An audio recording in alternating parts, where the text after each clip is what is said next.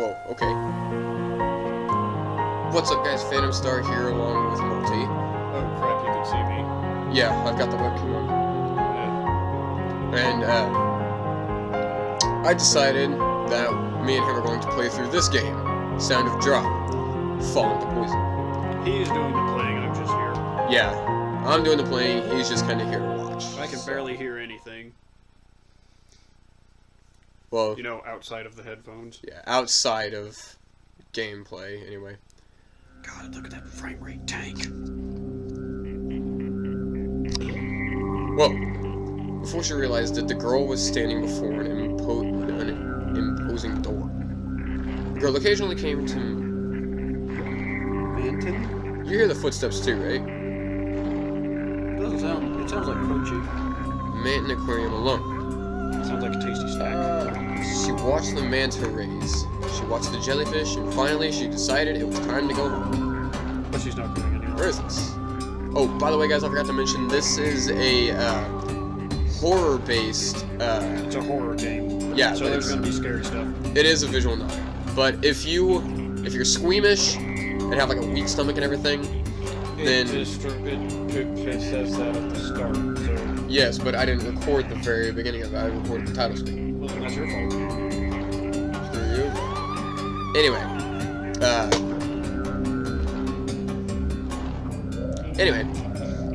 Like I said, if you have a squeamish stomach or something, then watch at your own risk. So, just letting you know before I continue on. She had doubts, but there should be nothing else there except for the aquarium. She assured herself that she had probably wandered off onto a side path.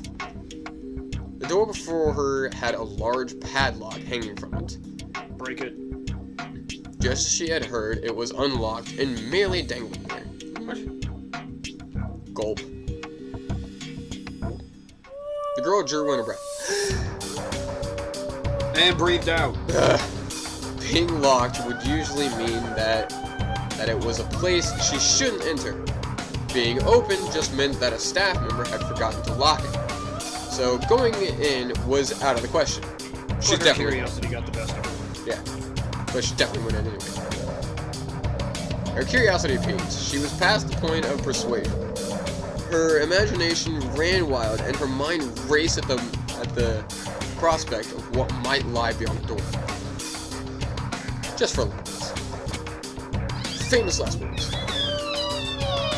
Nice. And instantly, terrible things happen. Nice audio cue. She opened the door and saw lots of glass tanks. Several types of fish hailing from the deep seas, from the football fish, and oarfish, to pelican eels and barrel eyes were swimming about. Why isn't this an exhibit? Because at least 2 of those fish are made up. Yeah. She thought it over, wondering why this would be in a closed-off area behind her. The door shut on its own. Well, I played enough Zelda to know where this is going. Really, no audio cue for the door? The girl spaced out, staring into the deep-sea fish swimming about. They would leap from the tank and swim in midair. What?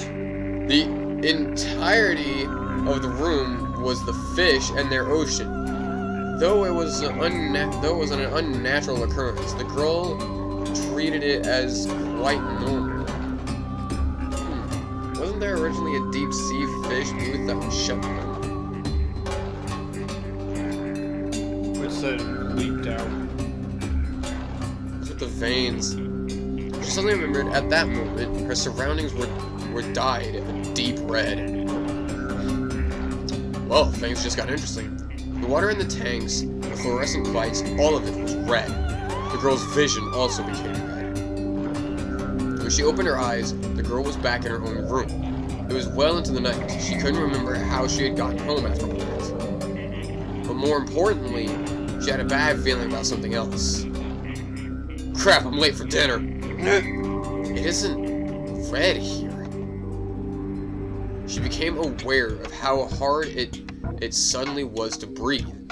No matter how hard she gasped, she was unable to get oxygen into her body.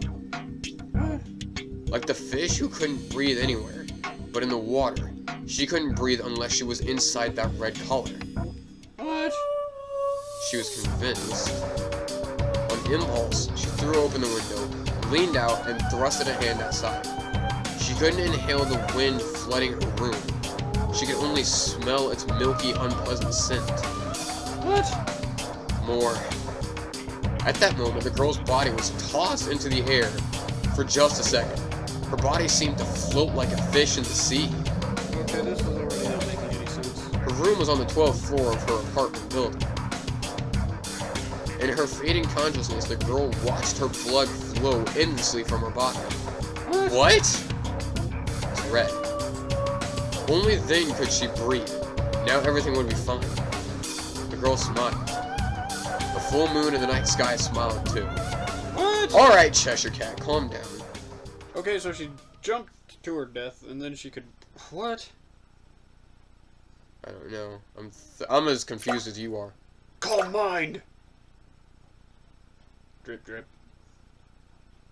Why would we... Wait, why would we need to read that? The sound of falling drops.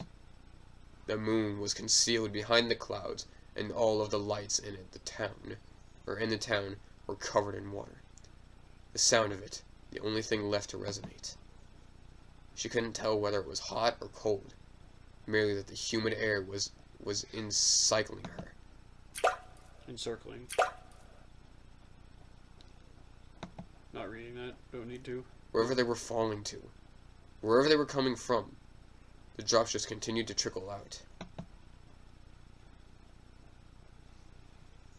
That single drop Exploded. stopped in midair. I stopped it with both hands. What? The sound of that solitary red drop. Doesn't sound any different than the others. Nope. Nice red screen. Woo! Woo! Warning flashes up onto the screen. Warning! Energy low. No, I was going Mega Man X. Are there voices for this game? I hope there's voices. Auto screen? Oh no, it's just painting. Who are you? There's two. Aw, there's no voices. Himino.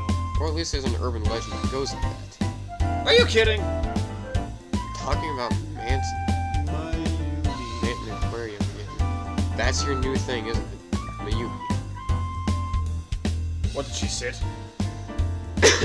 I guess so. Well, stuffing her Well, lunch into her mouth. Tamagawa Himino spoke, her eyes sparkling. I had no idea which point in the story got her so excited. That's right, isn't this the scariest part? That the girl jumped to her death, smiling after coming back from Maintain Aquarium? It's pretty bad. Himino, the story was pretty bad. The story made no sense. Exactly. Do you want to take over reading for somebody? I'm guessing Mayumi's the one in the blue hair. Yeah, Mayumi's the main character. Okay, it looks like I could do her voice, considering her expression. Yet you don't seem the least bit scared, Himino. That's not true. I've got chills running down my spine. Someone who's got chills running down her spine wouldn't be eating a pastry so cheerfully. Lies, all that. Would you smack her with your boobs? Someone who's got chills running down her spine wouldn't be eating a pastry so cheerfully. And hey, that's my meatball. Meatball. During a break in the conversation, Himino stole a side dish from my box of lunch. Oh, so this is from Himino's perspective, not Himino, the other one's perspective. Yeah. This minced meat from growing calves, a little piglet. It's the best. What is wrong with you? Why do you have to pull it like that? Why do you have to put it like that?